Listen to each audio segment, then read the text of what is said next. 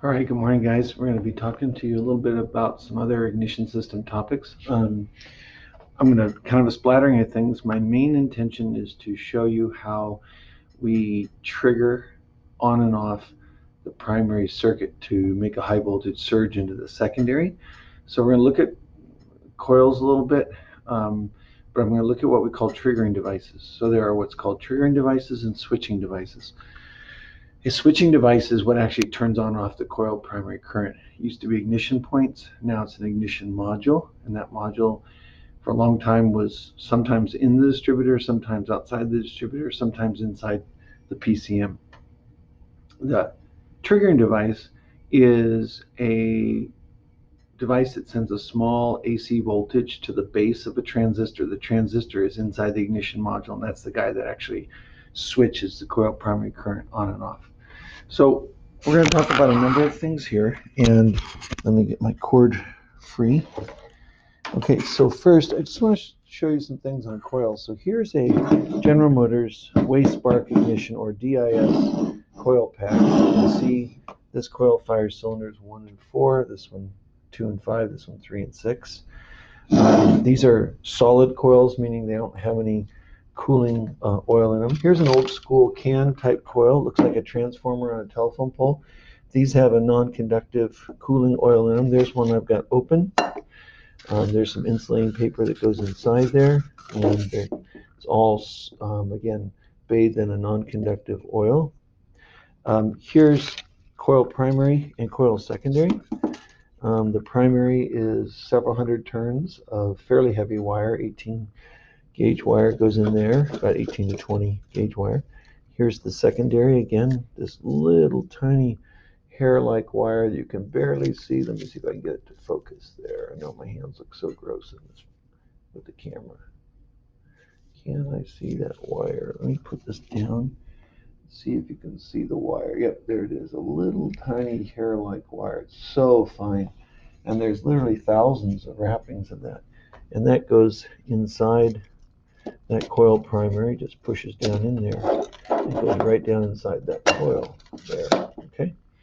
Here's a DIS coil pack that fires 2 cylinders, another one, and we've cut the coil apart. And what you're looking at here is, here's the primary windings. You can see they actually were in a loop like this around this iron bar, and the secondaries are out here, and again this is in a circle like this. And the reason why it looks like it does is we just cut through with a hacksaw and left the copper exposed. Here's the other side of that guy that I cut off. Here are a bunch of coil on plugs. This is a 99 Lexus RX 300 coil on plug coil. Here's a more modern coil with a spark plug sticking out of the end of it. No spark plug wire, just going right down on top of it. This is an 07 Honda Fit that had a P303 misfire, and we had to replace that coil.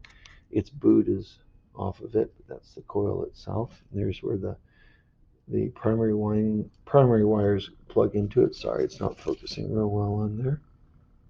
Okay, so I've got all kinds of coils here, and this one's kind of cool. You can see inside through the plastic a little bit, this Toyota coil. This one's actually a DIS. It has a wire coming off here, and it has, this one snaps onto a spark plug here with a boot. This is basically the 3.4 liter V6 that's in all your Tacomas and Tundras, etc.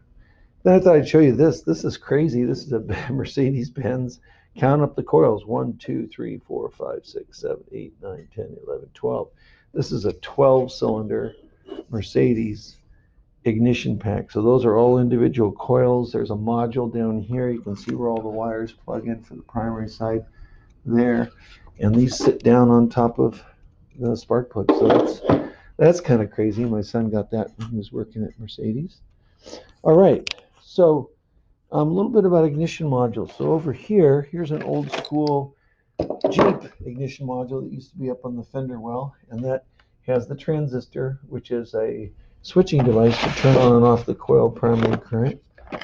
And here is a General Motors ignition module with an aluminum heat sink to dissipate heat, but again, this is a transistor to turn on and off the coil primary current. This is a General Motors HEI. This is like 86 to 94 Yukons, Tahoes, Suburbans, what we call a GM divorced coil module. This is the actual ignition module. That's the switching transistor that's inside of a distributor. Here's a Ford.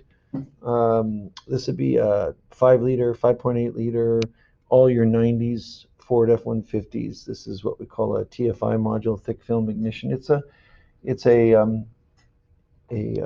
switching transistor that turns on and off the coil primary. There's another one of those. Here's a Honda ignition module, little guy, 98 Civic. This module was not switching. The car had no spark. There's another Honda one down there. Bunch of sets of ignition points that used to open and close the primary circuit there. This is a Hall effect switching device from a Chrysler. You'd have a metal guy go in between this and disrupt that, and this would send a little triggering voltage to the base of an ignition module. This is another type of Hall effect switch. So again, switching devices are the transistors. Triggering devices are what triggers the base of the transistor to become conductive and let the current flow to the primary windings of the coil. Sounds complicated, I know, but it's not really that bad. Let's think about this on a modern car. So here's this Ford 4-cylinder Duratec engine, and this is how everything triggers the ignition module now. On the front of the crankshaft, where we have our harmonic balancer, you can tell it's a harmonic balancer because it's a metal and a rubber ring and another piece of metal. That's going to dampen out torsional vibrations. Bolted back to the back of it is this tone ring with this gap right here. And that's where the serpentine belt drives off, the accessory drive as well. But the purpose of this tone ring is to do two things: to tell the computer how fast the engine's spinning and tell the computer where the engine is. So this is a crankshaft position sensor, or what we call a CKP, bolted under these two 8mm head bolts.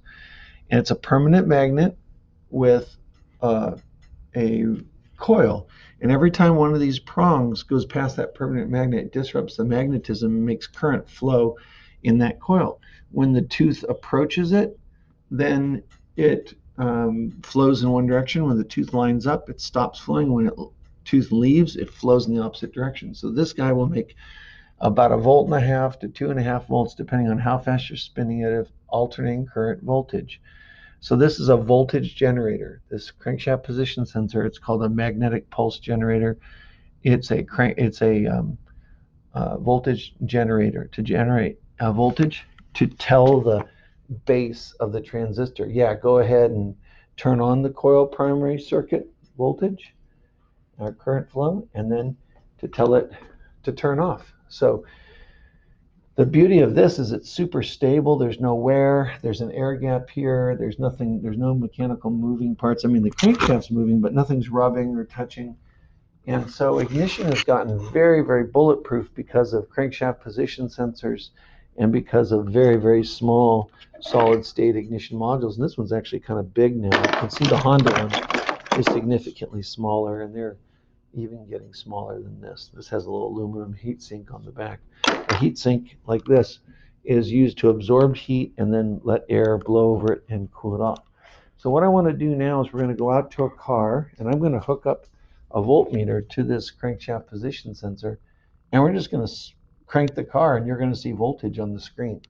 And it's not going to be hooked up to anything except the voltmeter. So it's going to kind of demonstrate to you that that thing generates a voltage that the computer can see, and consequently it knows when to turn on and off the coil primary circuit to make a spark. Once again, that CKP, or crankshaft position sensor, is also used to tell you if you have a misfire, because every time one of those teeth goes by, the computer gets a signal, gets a signal, gets a signal. If throttle position is steady and vehicle speed is constant, and all of a sudden the crankshaft decelerates because the cylinder misfires, meaning it doesn't contribute enough power to spin that crankshaft, the computer goes, whoa, what was that? What happened? And if it sees it a couple of times, turns on the check engine light, says you got a misfire on this cylinder, because it saw the crankshaft decelerate for a fraction of a second. It's really cool. So let me drag this screen and such out to the car. I'm going to hook up a voltmeter and we'll watch that crankshaft position sensor on our 98 Windstar producing a voltage. Okay, so here we are out at this 97 Ford Windstar, sorry, 98 Ford Windstar, the 3.8 liter. It's running right now. And this is a GIS ignition system. It has a coil that fires these two cylinders, a coil that fires these two cylinders, a coil that fires these two cylinders. So it's old school, and then it has spark plug wires and regular spark plugs. There's the injectors there, 3 of them. The other 3 cylinders are back underneath there. Throttle position sensor, mass airflow sensor, temperature sensor, intake air temperature sensor. Anyways, just looking around, fuel pressure regulator on the fuel rail. Right down there is the crankshaft position sensor. So I'm going to reach over and unplug the primary winding wires. That shut the car off. The ignition is on right now, and I'm going to take a light so you can see what's going on. And then down there is the crankshaft position sensor. So I'm going to go down as best I can, and I'll put the camera like that, and I'm going to go down with my hand and touch the sensor. So here's the connector right here. You can see my finger touching it, but the camera's not perfect. So let me put my headlamp on so I can create light for you down there. And then let me put my finger on it and move the camera slightly. So this is the crankshaft position sensor right there. So I'm going to look at the screen and go, yeah, you can see that, I think. That's the sensor. There's the plug. So I'm going to reach down here, and what I've done, actually, you can see what I've done. I've got 2 back probes. See these little back probes? I just shoved them in to the connector down there, and I'm hoping that you can see that pretty well. And I'm just going to go ahead and attach my voltmeter leads to it. So I'm going to put this to V for voltage, and I'm going to push my leads in to make sure they haven't pulled out so I get good readings. I'll set the camera down for a moment, and what I'll do is I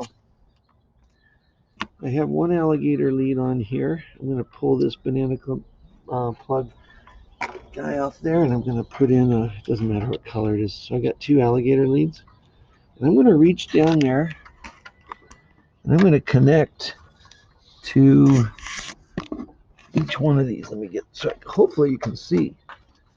And you guys don't know it, but there's a very good sound going on right now. I can hear Mr. Burrington in the brand new wood shop for the first time running the planer. I can hear wood being planed. So that means Mr. B is getting up and running for school to start. So those 2 leads are attached to that crankshaft position sensor. Got the leads out of the way so they don't get tangled up in the fan. I'm going to push the button. It's on DC volts right now. Let me turn my headlamp off. It's on DC volts. If I push the blue button, now it's configured to AC volts. I'll pause the video and start the car, so give me 1 second here. So I've got the car running, and you can see the voltage on the screen there. Running about 2 volts, 2.2 volts. If I let it idle down, it goes down to 1.2, 0.8 tenths, 7 tenths. That's pretty low. And my voltmeter is about to fall, so I'll stick it there. The engine's running kind of rough. Might be out of fuel, but I'm going to take the throttle back up if I can. Try to, 1 sec here. So there, it's making about 1.6, 1.7. If I go faster, 2.4 volts. So you can see that this voltmeter is producing voltage off that crankshaft position sensor, so that computer knows how fast the engine's going. All right, there we go. So just want to review with you.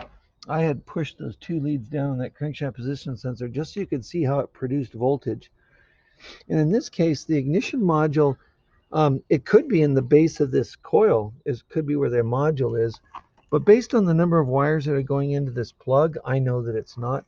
pretty sure that this coil is inside the computer. And the computer on this car, I think you can see where it's bolted in. Yeah, there's a plastic cover back there with 2 bolts. That's where the computer is going into the dash. And it's got the ignition module in there. So that's the triggering device that's triggering the base inside the module, and the module is turning on and off the coil primary windings. Notice that there's 4 wires here going into the coil. One's a 12-volt switched voltage going to each of the 3 coils. And this is the negative, so that's the positive side of the primary coil. These 3 are negative sides of each of these 3 coils. And these 3 are going to go to a switching grounding transistor in the computer. When it provides a ground, current flows through the primary, builds up a magnetic field. When it takes away ground, the magnetic field collapses and you get a high voltage surge that creates a spark that goes through the spark plug wires and causes the spark in the cylinder. Okay, so that's it for now.